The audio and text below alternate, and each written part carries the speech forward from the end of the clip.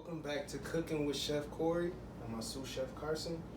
And I want to wish everybody out there happy holidays. I know Christmas is coming up and New Year's is coming up, so I want to wish everybody a happy holiday.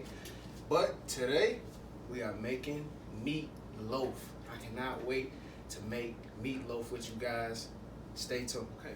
First thing we're gonna do, we're gonna start off. We're gonna saute our vegetables. Right here, I got a mix of green peppers, yellow peppers, and red peppers diced. And I got some diced white onions right here. You don't have to use peppers if you don't want to. You could just go straight onions. If you don't like onions, you can go straight peppers.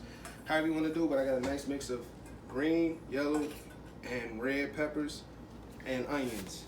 And be sure to check the description because I will have a recipe in the description. If you want to get an accurate count of what I got going on or of the ingredients, make sure you check the description. So I'm gonna take a decent amount of butter. I already got the pan kind of preheated. When we saute, we want to make sure that we saute on a high heat because we want to get these vegetables going. And as you can see, the butter is starting to turn, which is good because that means that the pan is hot. So I added just a little bit of oil to keep the butter from burning. I mean, that's okay, but added a little oil just to keep the butter from burning. And I'm just gonna add, oh yeah, that's what you wanna add. I'm gonna add my diced vegetables and I'm gonna add my diced onions.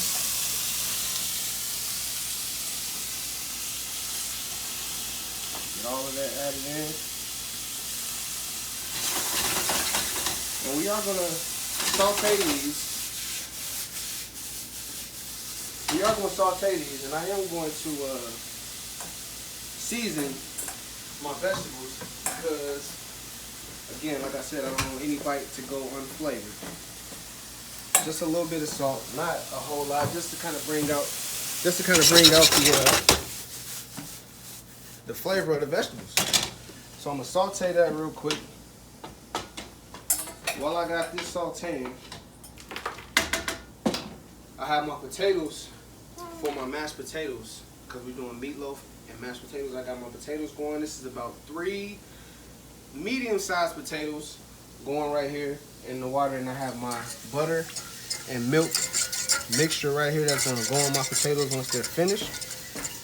And what you want to do with the potatoes, you just want to make sure that you get a nice boil on them, and then a way to check if they're done, just take a fork and pierce through a couple of them.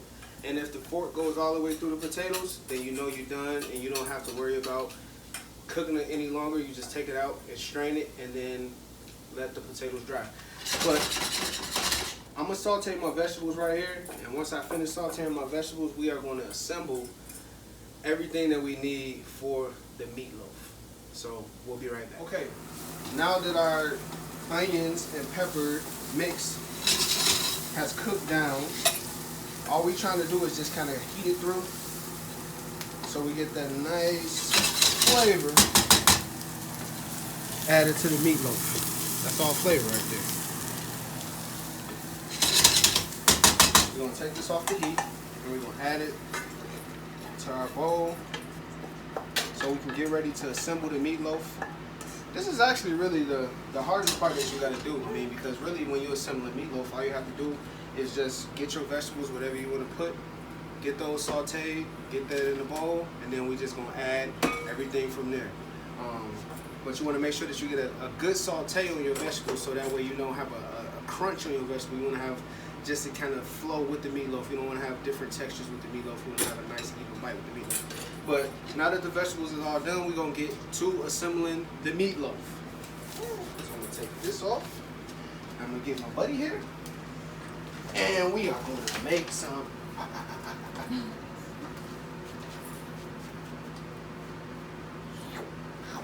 Okay, you ready? Okay. So right here we have some oregano. Dump that in front. Put that in. Put that in the bowl. Dump it. Good job. Good job, baby. We have some black pepper. Dump that in the bowl for me. Okay, he kind of almost missed the bowl. He did miss the bowl. Season the salt. Dump that in for me. Thank you. And we got some onion and garlic powder mixed. Dump that in for me, big boy. Thank you. We're gonna add our meat.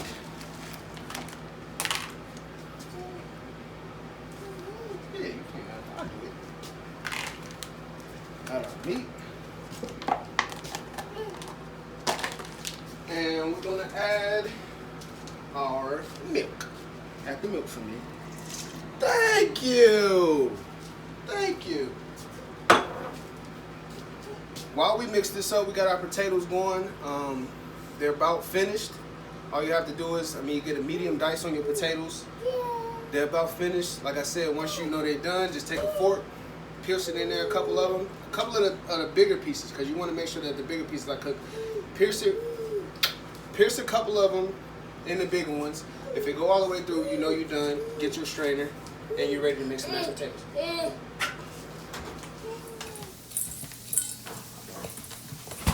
Okay, we got everything incorporated into our meatloaf. We got our onions, we got our peppers, milk.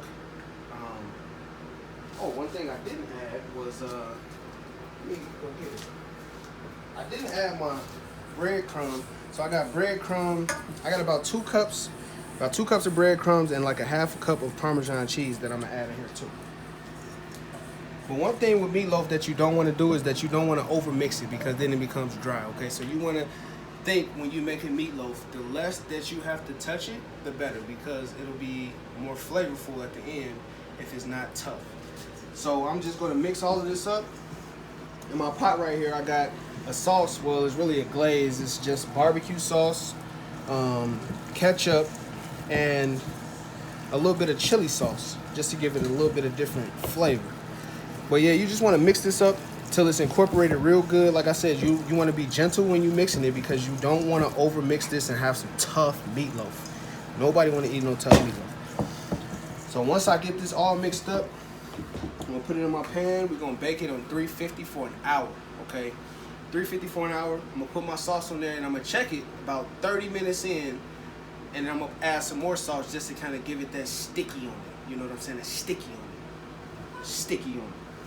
But yeah, about 30 minutes in, I'm gonna add my sauce just to kind of top it off. Like I said, the first layer of sauce is just gonna be so it bakes into the meatloaf, and then the second part of the sauce will be the finishing touches that make you wanna smack your mama.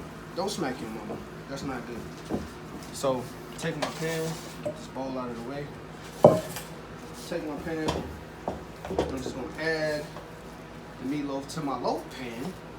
And you want to press it in, like get you a good firm press, so that way you don't have any like pockets or anything like that in your meatloaf. So just kind of press it down with your hand. And you will have some kind of like overflow of juices. You will have some kind of like juice flow, or whatever you want to call it, fat flow. Don't throw that away. Use that. You can use that in your potatoes to give it a little bit more flavor. But now that that's in there, press down. We're gonna add our sauce to the top, and then we are going to put it in the oven. So, be right back. Okay, I got my meatloaf in the oven, like I said, at 350. We're gonna bake for an hour, but when you add your glaze, about the 30-minute mark, you wanna make sure that you check it.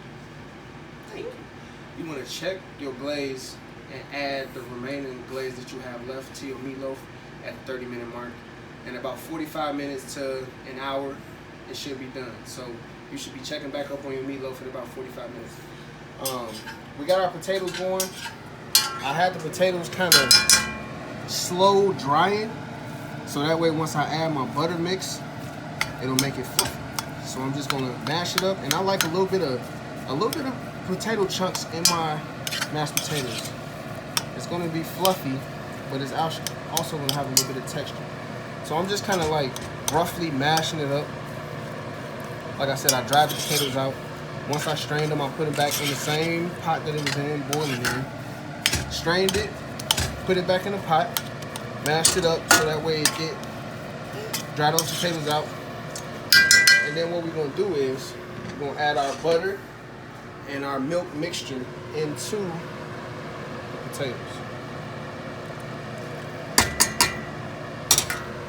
Now the fun part. We're gonna mix the potatoes up. Yeah, thanks. Go ahead.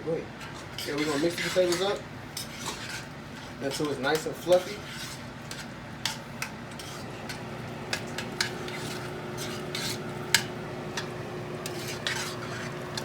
How they look? Smell it for me. Nice. So yeah, we got our. This is about 1 stick of butter and about 3/4 cups of milk, and I had it on like a semi-low heat, just to kind of get that butter melted into the milk. And we got some nice fluffy, buttery potatoes. And like I said, we just kind of let those potatoes dry out a little bit before we added our milk and butter mix.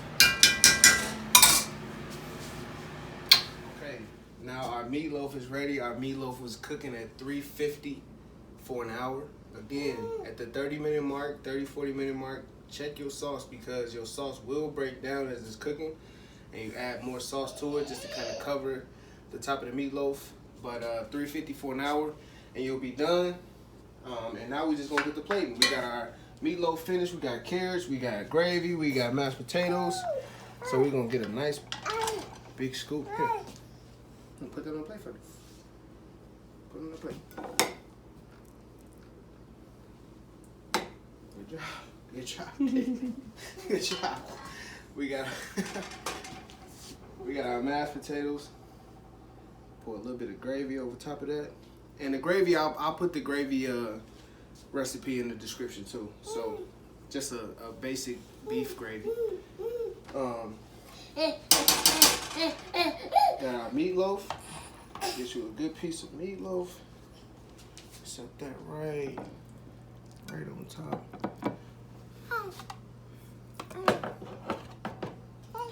And then take you a nice decent spoonful of carrots. Add you some carrots on there.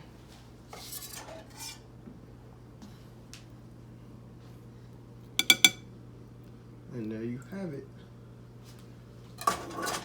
And if you want to jazz it up a little bit, put a little bit more gravy on there. And there you have it. Meatloaf, mashed potatoes, and carrots. Prepared by myself and my sous chef, Carson. Make sure you like and subscribe and share the video. And again, the recipe for the whole meal will be in the description.